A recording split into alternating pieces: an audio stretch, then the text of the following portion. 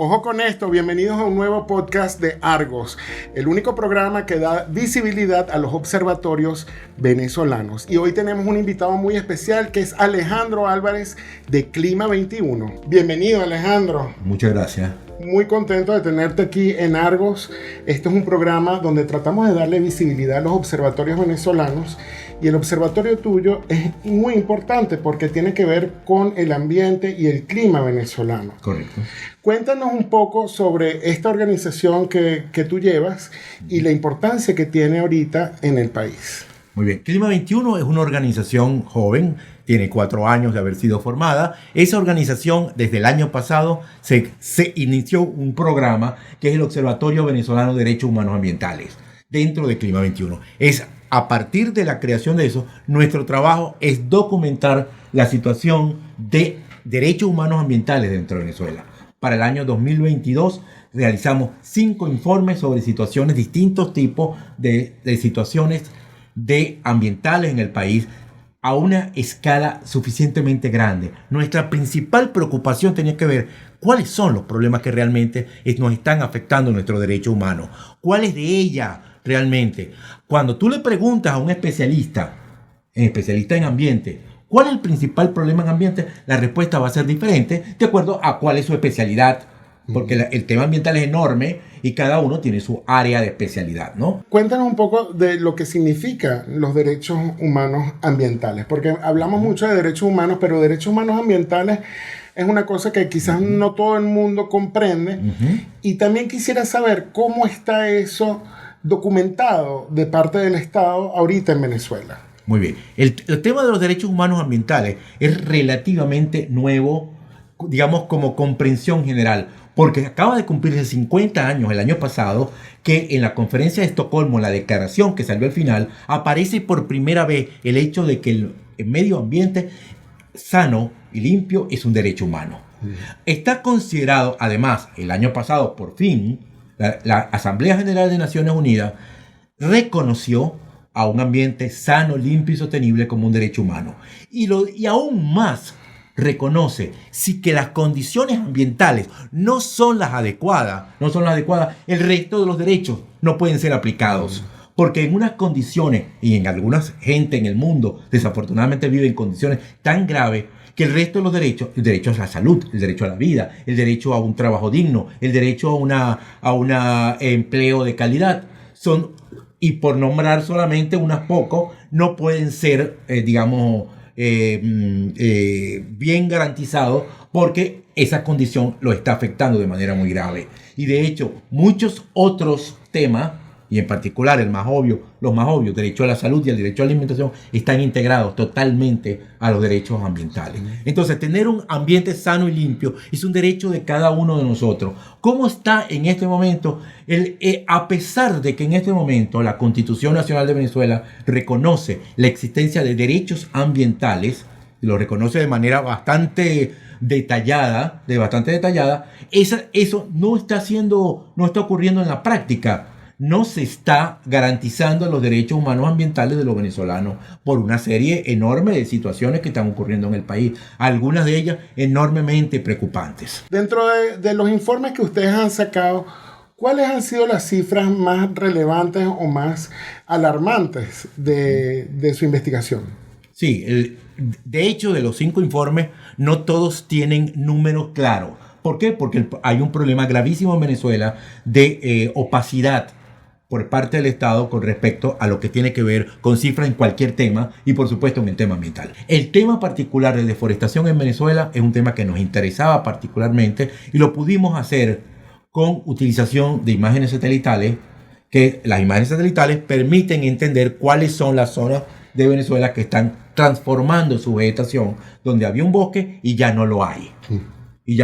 Gravísimo. Con ese sistema y utilizamos imágenes públicas, ni siquiera imágenes pagadas, sino imágenes públicas que están dentro de un portal que se llama el Global Forest Watch, que está disponible para toda persona con un mínimo de información sobre situación de bosque. A una persona que tenga un conocimiento básico sobre eso puede extraerla y puede usarla. Pero, oye, no conseguimos a nadie que lo hubiera hecho. Entonces, ¿qué tenemos? ¿Qué fue la primera? Venezuela tuvo una deforestación muy grande. Fue uno de los países con mayor deforestación del mundo en los años 80. Y después había disminuido esa deforestación. Ya hacia comienzos de los finales de los comienzos y principios de los 90, ya la tasa de deforestación seguía siendo alta, pero ya no tan preocupante como en los 80. En los 80 se deforestó muy fuertemente el pie de monte andino, en particular para la zona que da hacia el lago de Maracaibo, pero también hacia la otra parte, hacia la parte que da hacia el sur.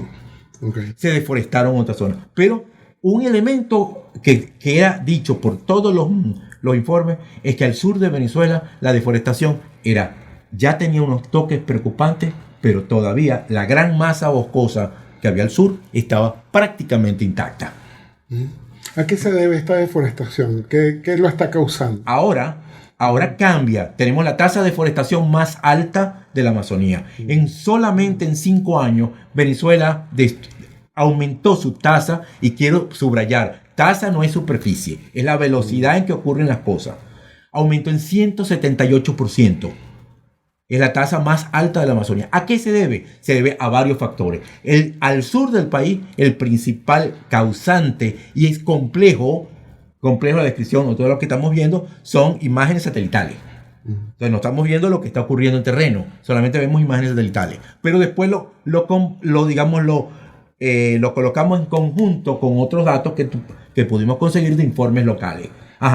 La minería al sur del país parece ser el factor más importante. Porque de hecho, cuando se ve en los datos de Global Forest Watch, te dicen que la causa de deforestación al sur del país es la agricultura informal. El conuco.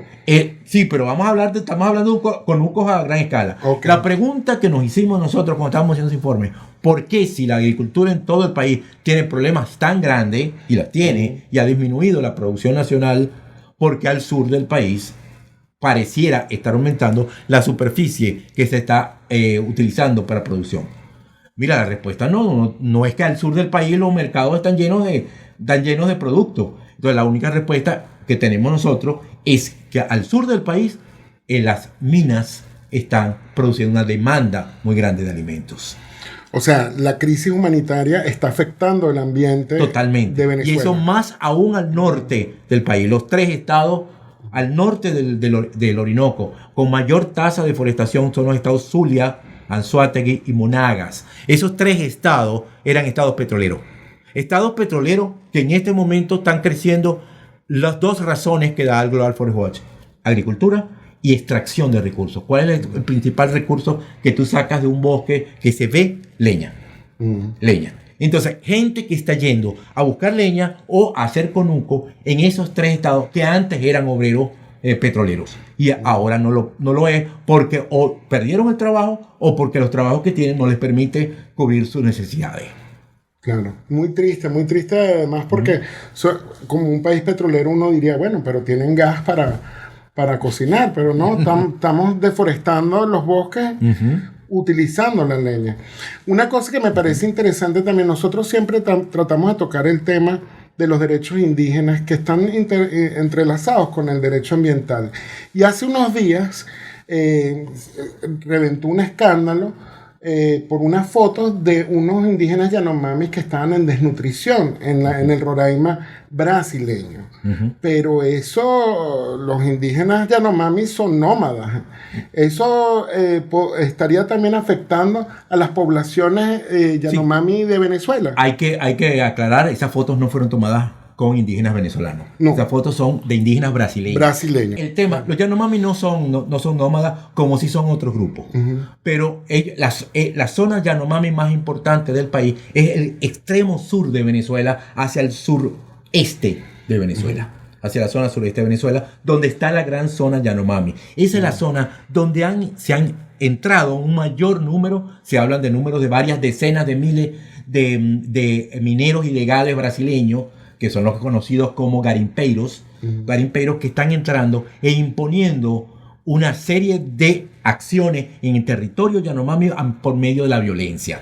Por medio de la violencia. Esa violencia además genera situaciones muy graves porque los expulsan del territorio, destruyen sus hábitats, por lo tanto destruyen sus medios de vida, lo cual los lleva a la pobreza. Los indígenas, naturalmente no hay indígena pobre. O sea, todo indígena tiene capacidad de autosustentación. La pobreza es impuesta. ¿Qué pasa cuando ocurre la pobreza? Ocurre la pobreza porque se le saca de su sitio, se destruye sus zonas habitables y luego lo otro, los indígenas no tienen la inmunidad típica de las personas con genética occidental. Entonces, las enfermedades que para los que tenemos genética occidental pueden ser no demasiado graves, por ejemplo el sarampión, para ellos pueden ser mortales. Hace un poco tiempo hubo una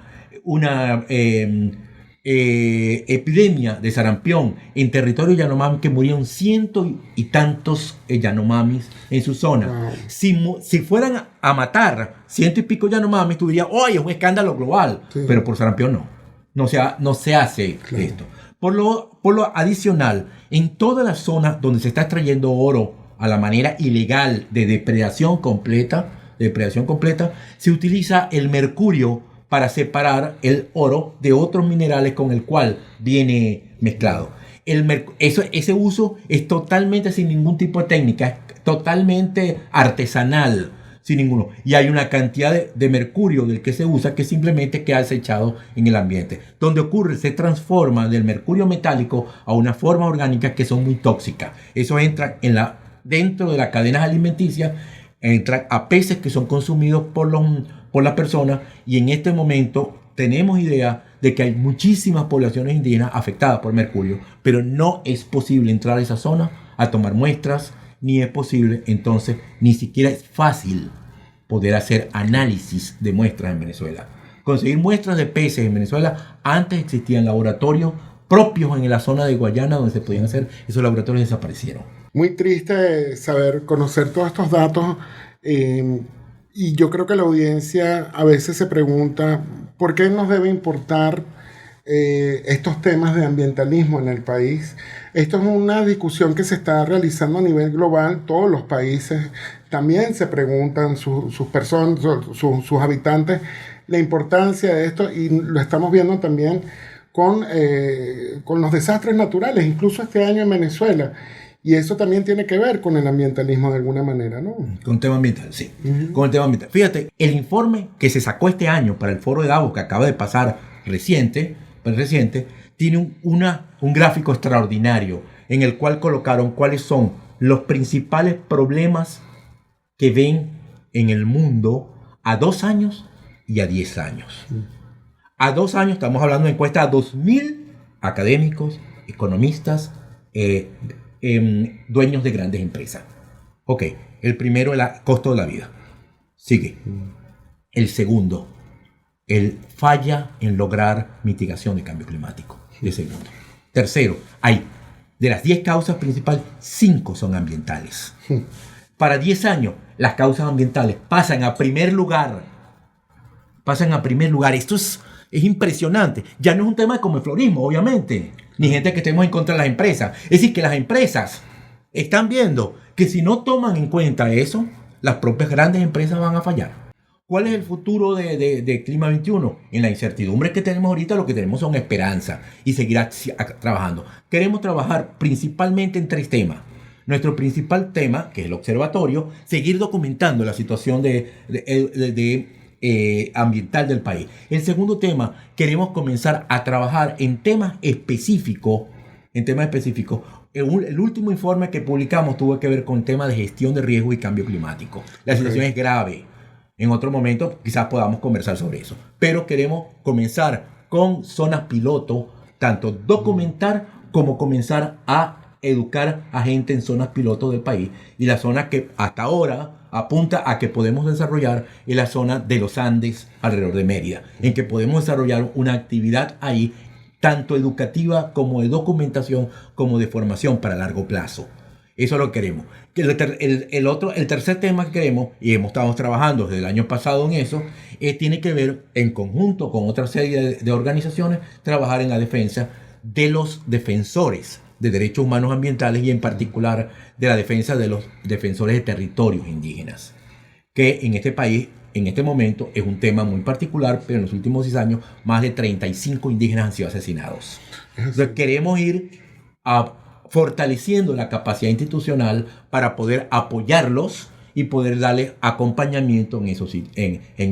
Somos aún muy pequeños, pero en conjunto, como decía aquella famosa canción de los Beatles, con una pequeña ayuda de los amigos, vamos adelantando.